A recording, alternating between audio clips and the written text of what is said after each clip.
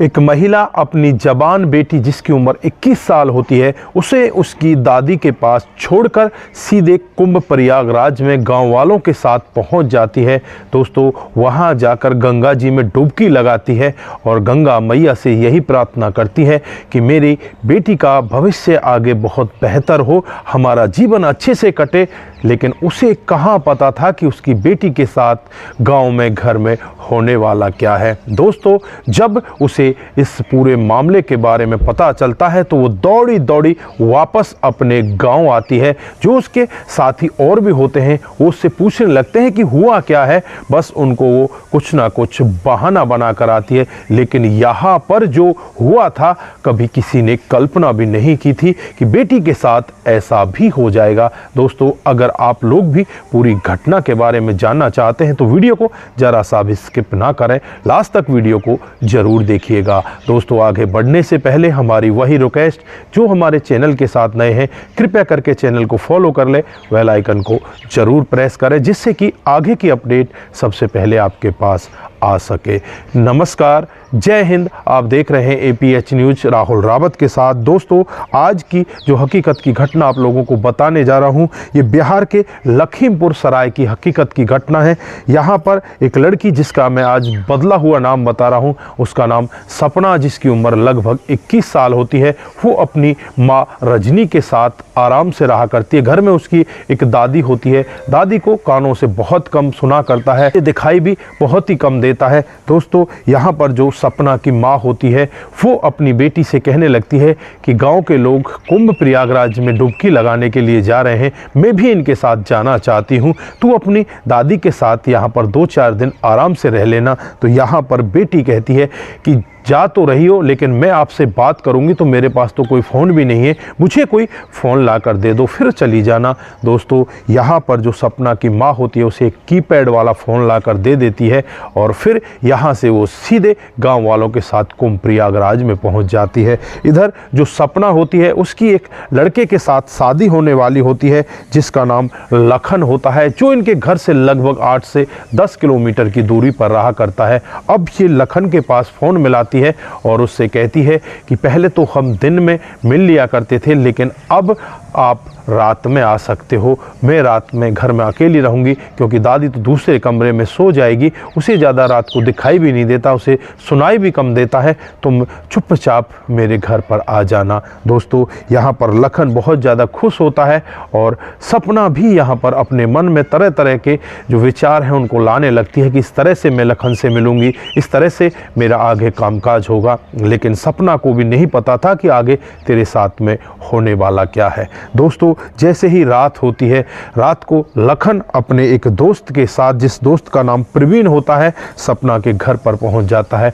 और जैसे ही सपना 2 लोगों को देखती है तो एकदम से वो बहुत चिड़चिड़ा अपना व्यवहार कर लेती है और कहने लगती है कि मैंने तो तुम्हें बुलाया था, तुम इसको क्यों लेकर आए हो। तो यहाँ पर लखन कहने लगता है कि ये तो मेरा दोस्त है, तुम्हें टेंशन लेने की ज़रूरत नहीं है, मैं अपने दोस्त को वापस भेज दूंगा। लेकिन यहाँ पर सपना कहती है कि पहले से वापस भेज कर आओ, तभी तुम यहाँ पर रुकना। तो यहाँ पर जो लखन होता है वो सपना से कहने लगता है कि यार, मैं इतनी दूर से तुम्हारे पास आया हूँ, बाइक चला कर आया हूँ, रात को सर्दी हमें लग रही है, कुछ चाय पानी नहीं पिलाओगी? चाय पानी पिला दो, उसके बाद हम लोग यहाँ से चले जाते हैं।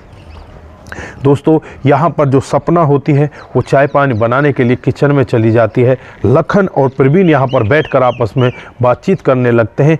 प्रवीण से जो लखन होता है वो कहने लगता है कि तू यार यहाँ से चला जा, सुबह मुझे लेने के लिए आ जाना। लेकिन प्रवीण यहाँ पर कहता है कि साले, सारा पैसा तो खर्च मैंने किया है और मज़ा तू अकेला ही लूट लेगा, मैं यहाँ से नहीं जा सकता, अगर तू जाना चाहता है तो तू चला जा, मैं रुक जाता हूँ। दोस्तों, इस तरह की आपस में दोनों दोस्तों की बातचीत होती है और यहाँ पर जो लखन होता है वो यहाँ पर सपना को मनाने की कोशिश करता है और सपना से कहता है कि सपना, ये मेरा जिगरी दोस्त है, तू इसके साथ भी आराम से कंफर्ट रहेगी, हम दोनों एक साथ तेरे साथ कुछ भी कर लेंगे, मुझे इस सब में कोई ऐतराज़ नहीं, मैं फिर भी तुम्हारे साथ शादी करूँगा। लेकिन यहाँ पर सपना गुस्से में आ जाती है और उससे कहने लगती है कि अब तो तूने ये बोल दिया, तू अब यहाँ से भाग जा, यहाँ तेरे लिए कोई चाय पानी नहीं है। अब यहाँ पर लखन और प्रवीण को गुस्सा आने लगता है और गुस्से में लखन सपना को एक बेड के ऊपर डाल देता है। उसके बाद उसके हाथ पैरों को बांध दिया जाता है, उसके मुंह में कपड़ा ठूस दिया जाता है और ये दोनों लखन और प्रवीण बारी बारी से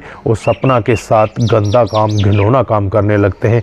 दोस्तों पूरी रात भर ये शराब का सेवन भी करते हैं और बारी बारी से सपना के साथ गलत काम करते हैं। जैसे ही अगली सुबह आती है ये नशे में बिल्कुल धुत होते हैं, क्योंकि रात भर इन्होंने शराब पी थी और रात भर सपना के साथ गंदा काम किया था।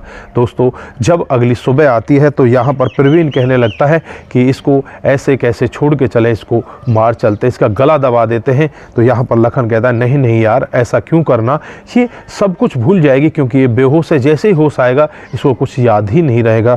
यहाँ पर प्रवीण कहता है यार ऐसा नहीं होता, बेहोशी के बाद अगर होश आता है तो सब कुछ उसे याद रहता है। लेकिन लखन उसे समझाता है कि ऐसा कुछ नहीं, इसे कुछ भी याद नहीं रहेगा, अगर कुछ याद भी रहेगा तो मैं इसे भुलवा दूंगा, क्योंकि मैं इसके साथ शादी करने वाला हूँ, मैं इसका पति बनने वाला हूँ, तो मैं इससे जो कहूँगा ये मेरी बात मान जाएगी, ये कभी भी मना नहीं करेगी। दोस्तों उसके बाद लखन और प्रवीण यहाँ से चुपचाप निकल जाते हैं। इधर जो दादी होती है सुबह अपनी पोती का इंतज़ार करने लगती है, क्योंकि सुबह पोती बहुत जल्दी जग जाया करती। आज पोती यहाँ पर उठकर भी नहीं आ रही, ना ही कोई चाय पानी के लिए पूछ रही, पोती की आवाज़ भी यहाँ पर उसे सुनाई नहीं दे रही। अब दादी जैसे तैसे करके धीरे धीरे पोती के कमरे के अंदर जाती है और वहाँ का जो नज़ारा देखती है, उस नज़ारे को देखकर उसकी आंखें खुली की खुली रह जाती हैं। ज़्यादा तो उसे नहीं दिखाई देता, लेकिन इतना उसे दिखाई देता था कि जिससे वो किसी को पहचान सके। वहाँ पर उनकी पोती एक बेड से बंधी हुई है, उसके हाथ पैर बंधे हुए हैं, उसके मुंह में कपड़ा ठूस रखा है। पहले तो उसके मुंह से कपड़ा निकाला जाता है, उसके हाथ पैर खोले जाते हैं। अब यहाँ पर दादी अपनी पोती से पूछने लगती है कि तेरे साथ में हुआ क्या है, यहाँ पर कौन आया था। तो यहाँ पर वो कहने लगती है कि जो लखन है वो यहाँ पर आया था। तो यहाँ पर दादी भी एकदम से समझ जाती है, लखन तो वही है ना जिसके साथ तेरी शादी होने वाली है। तो यहाँ पर वो कहती है कि हाँ, तो फिर लखन ने तेरे साथ ऐसा क्यों किया। तो यहाँ पर सपना कहने लगती है कि लखन अकेला नहीं था, उसके साथ उसका एक दोस्त भी आया था और उन दोनों ने मिलकर मेरे साथ इतना घिनौना काम किया। दोस्तों ये वाकया सुनकर दादी का गुस्सा सातवें आसमान पर होता है और दादी गुस्से में यहाँ पर अपनी पोती से कहने लगती है कि चलो नज़दीकी थाने में चलते हैं और उनके खिलाफ FIR दर्ज कराते हैं। बेटी कहती है कि मैं अपनी माँ को बता दूं, तो यहाँ पर दादी उसे मना कर देती है और सीधे उसे लेकर नज़दीकी थाने में पहुँच जाती है। SHO साहब को ये पूरा वाकया बताया जाता है, तो SHO साहब उनकी तहरीर पर ही उन दोनों लोगों के खिलाफ मामला दर्ज कर लेते हैं और बिना कुछ देरी के तुरंत ही उनके घर पर दस्तक दी जाती है। वहाँ से लखन को उठा लिया जाता है, प्रवीण को उठा लिया जाता है। दोनों वहाँ पर बेसुध अवस्था में सो रहे थे, उन्हें तो लग रहा था कि उनके खिलाफ कुछ कार्रवाई होने वाली नहीं, वो कुछ गलत करके ही नहीं आए। दोस्तों पुलिस तुरंत के तुरंत ही उन्हें उठा लेती है, उठाकर उन्हें थाने में लेकर आती है और जब उनसे अपने रवैये से पूछताछ की जाती है तो दोनों अपना जुर्म कबूल कर लेते हैं। यहाँ पर जो लखन होता है वो कहने लगता है कि मैं अभी भी सपना के साथ शादी करने वाला हूँ, मैं उससे प्यार करता हूँ, लेकिन ये मेरा जिगरी दोस्त है, इसलिए मैं इसे अपने साथ लेकर गया था। दोस्तों उसके बाद पुलिस उन दोनों की तहरीर पर ही वहाँ पर मामला दर्ज कर लेती है और दोनों के खिलाफ तमाम धाराएं लगा दी जाती हैं, उन्हें जेल के अंदर बंद कर दिया जाता है। इधर जब उस लड़की सपना से पूछा जाता है कि क्या तुम अभी भी इसके साथ शादी करना चाहती हो, सपना यहाँ पर तुरंत ही मना करती है और कहती है कि ऐसे व्यक्ति के साथ मैं कैसे शादी करूँ जो अपनी पत्नी को, जो अभी तक हुई भी नहीं होने वाली पत्नी को दूसरे अपने दोस्त के साथ ऐसे शेयर करता है, तो ये आगे भी मेरे साथ में कितना गलत कर सकता है। दोस्तों फिलहाल उन दोनों को गिरफ्तार कर लिया गया है। सपना अपनी दादी को लेकर अपने